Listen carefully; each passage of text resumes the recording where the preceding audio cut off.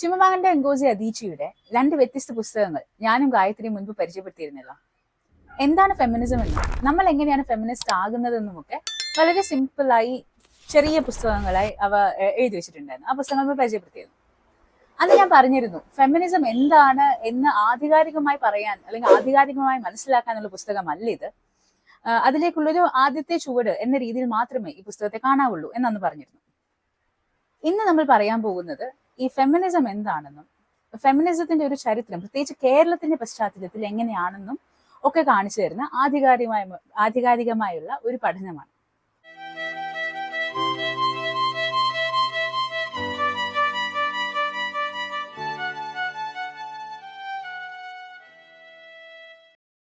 (2021) തുടക്കത്തിലാണ് ഞാൻ ഈ പുസ്തകം ആദ്യമായി വായിക്കുന്നത്. ഫെമിനിസത്തിന്റെ കേരള ചരിത്രം ഡോക്ടർ PS ശ്രീകലയാണ് ഈ പുസ്തകം എഴുതിയിട്ടുള്ളത്. അന്ന് ഞാൻ ഈ പുസ്തകം വായിക്കുമ്പോൾ എന്നോട് വളരെയധികം അടുത്ത് നിൽക്കുന്ന ഒരാള് വളരെ സ്വാഭാവികമായി എന്നോട് ചോദിക്കുകയാണ്, കേരളത്തിൽ ഫെമിനിസം ഒക്കെ ഉണ്ടോ എന്ന്. അത് കേട്ടപ്പോൾ ഞാനൊന്ന് ഞെട്ടി. പക്ഷെ പിന്നീട് ആലോചിച്ചപ്പോൾ ഈ ഫെമിനിറ്റി വിളികളും ഫെമിനിസത്തെ കുറിച്ചുള്ള അബദ്ധമായിട്ടുള്ള ധാരണകളും ഒക്കെ സോഷ്യൽ മീഡിയയിലും പൊതുമാധ്യമങ്ങളിൽ പോലും ഒക്കെ വന്നുകൊണ്ടിരിക്കുന്ന ഒരു അവസരത്തിൽ ഇങ്ങനെ ഒരു ചോദ്യം ചോദിച്ചതിൽ നമ്മൾ അത്ഭുതപ്പെടേണ്ടതില്ല. കാരണം കൃത്യമായ ധാരണയില്ല ആൾക്കും എന്താണ് ഫെമിനിസം എന്നും എങ്ങനെയാണ് ഇത് പ്രവർത്തിക്കുന്നത്, എന്തുകൊണ്ടാണ് അത് ആവശ്യമെന്നും ആരാണ് ഫെമിനിസ്റ്റ് എന്നും ഒക്കെ പറയുന്ന അതിനെക്കുറിച്ചുള്ള ആധികാരികമായ അറിവ് പലർക്കും ഇല്ലാത്തതാണ് പ്രശ്നം. ആ ഒരു വിടവ് നികത്താൻ വേണ്ടിയിട്ട് കൃത്യമായി ഉപയോഗിക്കാൻ പറ്റുന്ന ഒരു പുസ്തകം തന്നെയാണിത്.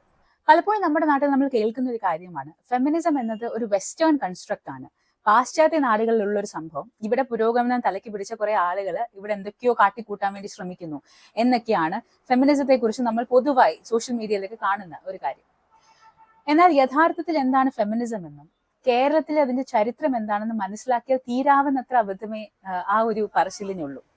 അത് മനസ്സിലാക്കി തരാൻ വേണ്ടിയിട്ട് കൃത്യമായി അതിന്റെ ചരിത്രം, അതിന്റെ കേരളത്തിലെ മാത്രമല്ല എങ്ങനെയാണ് പേട്രിയാർക്കി വർക്ക് ചെയ്യുന്നത്, ആ ഒരു സിസ്റ്റം എങ്ങനെയാണ് രൂപപ്പെട്ടത് എന്നത് മുതൽ കേരളത്തിലെ അതിന്റെ ചരിത്രവും കൃത്യമായി പറഞ്ഞു പോകുന്ന ഒരു പുസ്തകമാണ് ഫെമിനിസത്തിന്റെ കേരള ചരിത്രം.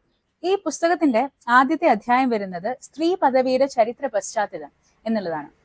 ഞാൻ നേരത്തെ പറഞ്ഞതുപോലെ എങ്ങനെയാണ് പേട്രിയാർക്കി വർക്ക് ചെയ്യുന്നത്, എങ്ങനെയാണ് ഈ ലിംഗപരമായിട്ടുള്ള അസമത്വം ഇങ്ങനെ നമ്മൾ ഇപ്പോൾ അനുഭവിക്കുന്ന തരത്തിൽ അല്ലെങ്കിൽ ഇതിനേക്കാൾ കഠിനമായ രീതിയിൽ എങ്ങനെയാണ് ഈ അസമത്വം ഒരു സിസ്റ്റമാക്കി എസ്റ്റാബ്ലിഷ് ചെയ്തത് എന്നതിനെ കൃത്യമായി കാണിച്ചുകൊണ്ട് ആ എവല്യൂഷൻ എങ്ങനെയായിരുന്നു എന്ന് കാണിച്ച് സ്ത്രീകൾക്ക് ഈ പല തരത്തിലുള്ള ഈ ഇവോൾവിംഗ് സൊസൈറ്റിയിൽ എവിടെയായിരുന്നു സ്ത്രീകളുടെ പദവി, സ്ത്രീകളുടെ പൊസിഷൻ എന്തായിരുന്നു, അത് ഇന്നത്തെ അവസ്ഥയിലേക്ക് എങ്ങനെയാണ് എത്തിയത് എന്നതിനെ കുറിച്ച് സമഗ്രമായിട്ടുള്ള ഒരു പഠനമാണ് ആദ്യത്തെ ചാപ്റ്ററിൽ വരുന്നത്.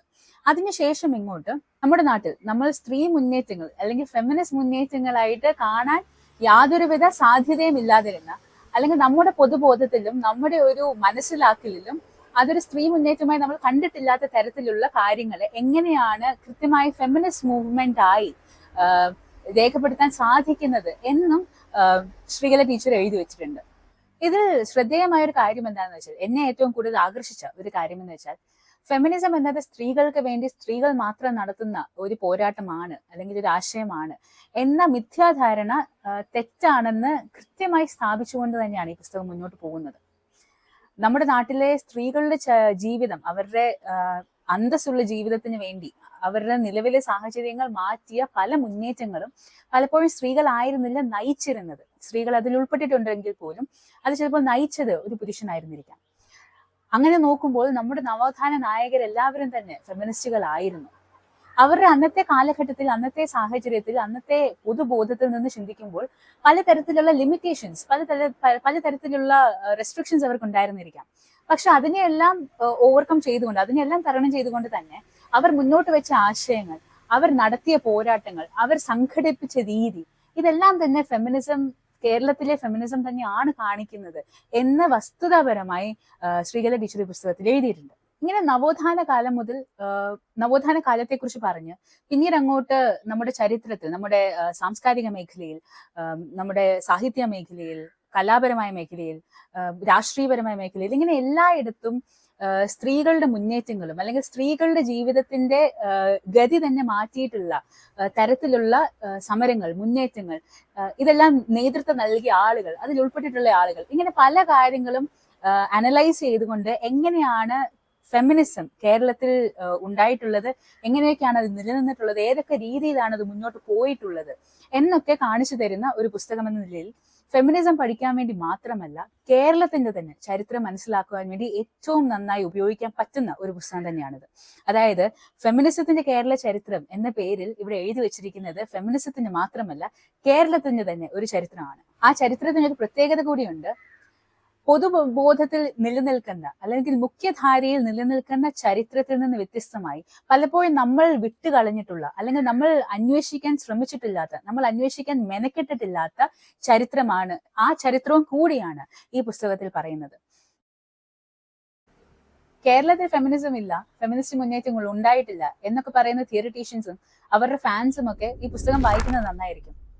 കാരണം ഇവിടെ വസ്ത്രം ഉടുക്കാനുള്ള സ്വാതന്ത്ര്യം മുതൽ ഇങ്ങോട്ടെല്ലാം സ്ത്രീകൾക്ക് ലഭിച്ചിട്ടുള്ളത് അവർ പൊരുതി തന്നെ നേടിയ സ്വാതന്ത്ര്യവും അവകാശങ്ങളും ഒക്കെ ആണത്. അങ്ങനെ അല്ലാത്തതൊന്നും ഇവിടെ ഉണ്ടായിട്ടില്ല. ആരും ഇങ്ങോട്ട് കൊണ്ടുവന്ന് തന്ന്, നല്ല മനസ്സുകൊണ്ട് ഇങ്ങോട്ട് തന്നതൊന്നുമില്ല. ഇവിടെയുള്ള നമ്മുടെ മുൻ തലമുറകളിലുള്ള സ്ത്രീകൾ പൊരുതി നേടിയ അവകാശങ്ങൾ മാത്രമേ ഇന്നും നമ്മൾ അനുഭവിക്കുന്നുള്ളൂ. അതിനെ എല്ലാം ഒറ്റയടിക്കങ്ങ് കാണാതെ വെച്ചിട്ട് വെസ്റ്റേൺ തിയറിയിൽ ഉൾപ്പെടുത്തിക്കുന്ന ആ ഒരു കൺസെപ്ച്വൽ ഫ്രെയിംവർക്ക് അല്ലെങ്കിൽ തിയറിറ്റിക്കൽ ഫ്രെയിംവർക്കിനകത്ത് നിൽക്കുന്നത് മാത്രമേ ഫെമിനിസമായി പരിഗണിക്കാൻ കഴിയൂ എന്നൊക്കെ ചിന്തിക്കുന്നത് മണ്ടത്തരമാണ് എന്ന് പറയാൻ കഴിയും. അതുകൊണ്ട് നമ്മുടെ നാടിന്റെ മാറ്റങ്ങൾ, നമ്മുടെ നാട്ടിലെ മൂവ്മെന്റ്സ്, നമ്മുടെ നാട്ടിലെ സ്ത്രീകളുടെ പോരാട്ടങ്ങളെല്ലാം നിങ്ങളുടെ തിയറിക്കുള്ളിൽ ഉൾപ്പെടുത്താൻ കഴിയുന്നതല്ല എങ്കിൽ അവയെല്ലാം ഒഴിവാക്കി കളയാം എന്ന പ്രവണത ശരിയല്ല. അത് അവരോട് ചെയ്യുന്ന വലിയ അനീതിയാണ്. ഇത് പറയുമ്പോൾ തന്നെ നമ്മൾ കാണേണ്ട മറ്റൊരു വസ്തുത, ഇവിടെ ഇപ്പോഴും പൂർണ്ണമായി സമത്വ സുന്ദരമായിട്ടുള്ള ഒരു നാടായിട്ട് നമ്മൾ മാറിയിട്ടില്ല എന്നുള്ളത് അക്സെപ്റ്റ് ചെയ്യുക എന്നത് തന്നെയാണ്. അത് അക്നോളജ് ചെയ്യുന്നുമുണ്ട്. ഇവിടെ കേരളത്തിലെ നമ്മൾ എത്രത്തോളം പുരോഗമനവും എത്രത്തോളം പ്രബുദ്ധതയും ഒക്കെ പറഞ്ഞു എന്ന് പറഞ്ഞാലും സ്ത്രീകളുടെ ജീവിതം അത്ര കണ്ട് പുരോഗമിച്ചിട്ടില്ല, അല്ലെങ്കിൽ തുല്യത എന്നത് നമുക്ക് ഒരു അവകാശമായി ഇതുവരെയും വന്നിട്ടില്ല എന്നത് ഒരു വസ്തുതയാണ്. അങ്ങനെ അല്ലായിരുന്നെങ്കിൽ രാഷ്ട്രീയ മേഖലയിൽ ഇടപെടുന്ന സ്ത്രീകൾ പോലും ഇപ്പോൾ വലിയ രീതിയിൽ സൈബർ ആക്രമണങ്ങൾ നേരിടുന്നു, തെരുവുകളിൽ കേൾക്കുന്നു. സ്ത്രീധനത്തിന്റെ പേരിലും പ്രണയം നിരസിച്ചതിന്റെ പേരിൽ അല്ലെങ്കിൽ പ്രണയം വേണ്ട എന്ന് വെച്ചതിന്റെ പേരിലൊക്കെ ആക്രമിക്കപ്പെടുന്ന സ്ത്രീകൾ, ഇതൊക്കെ നമ്മുടെ നാട്ടിൽ ഉണ്ടാകുമായിരുന്നില്ലല്ലോ അങ്ങനെ അല്ലായിരുന്നെങ്കിൽ. അപ്പോൾ ഇതൊക്കെയും നമ്മുടെ യാഥാർത്ഥ്യമാണ്. അതിനെ നമ്മൾ തള്ളി പറയുന്നില്ല. ഇവിടെ എല്ലാം തികഞ്ഞു, എല്ലാം പെർഫെക്റ്റ് ആയി എന്നൊന്നും ആരും പറയുന്നില്ല. അതുകൊണ്ട് തന്നെയാണ് ഇതൊരു പോരാട്ടവുമാകുന്നത്. സ്വിച്ചിട്ട പോലെ മാറാൻ കഴിയുന്ന, അല്ലെങ്കിൽ പെട്ടെന്ന് ഇങ്ങനെ ഒരു ഞൊടിയിൽ അങ്ങ് മാറി എല്ലാം പെർഫെക്റ്റ് ആകുകയാണെങ്കിൽ അതൊരിക്കലും ഒരു മൂവ്മെന്റ് അല്ലല്ലോ, അതൊരു പോരാട്ടമല്ലല്ലോ. അതിനെ മനസ്സിലാക്കിക്കൊണ്ട് തന്നെ ആണ് ഇവർ, ശ്രീകല ടീച്ചർ ആയിക്കോട്ടെ അല്ലെങ്കിൽ ഇന്ന് ഫെമിനിസ്റ്റ് പ്രസ്ഥാനത്തിൽ പ്രവർത്തിക്കുന്നവരായിക്കോട്ടെ, അവരെല്ലാവരും തന്നെ ഈ ഒരു വസ്തുത അംഗീകരിക്കുന്നുണ്ട്. നമ്മൾ ഇപ്പോഴും എല്ലാം തികഞ്ഞിട്ടില്ല, നമുക്ക് ഒരുപാട് ദൂരം പോകാനുണ്ട്. പക്ഷെ എന്ന് കരുതി നമ്മൾ വന്ന വഴിയിൽ നമ്മൾ മറക്കുകയും അല്ലെങ്കിൽ അതിനെ നമ്മൾ തിരസ്കരിക്കുക എന്ന് പറയുന്നത് ശരിയല്ല. കേരളത്തിലെ ഫെമിനിസത്തിന് വളരെ പ്രധാനപ്പെട്ട ഒരു ചരിത്രമുണ്ട്. ആ ചരിത്രത്തിന്റെ ബാക്കിയായി, തുടർച്ചയായി ഇന്നും നടക്കുന്ന പോരാട്ടങ്ങളുമുണ്ട്. ഈ ചരിത്രം മനസ്സിലാക്കാതെ ഇതിലേക്ക് വന്നു കയറുമ്പോൾ ചിലപ്പോഴെങ്കിലും നമുക്ക് പാളിപ്പോകാനുള്ള സാഹചര്യമുണ്ട്.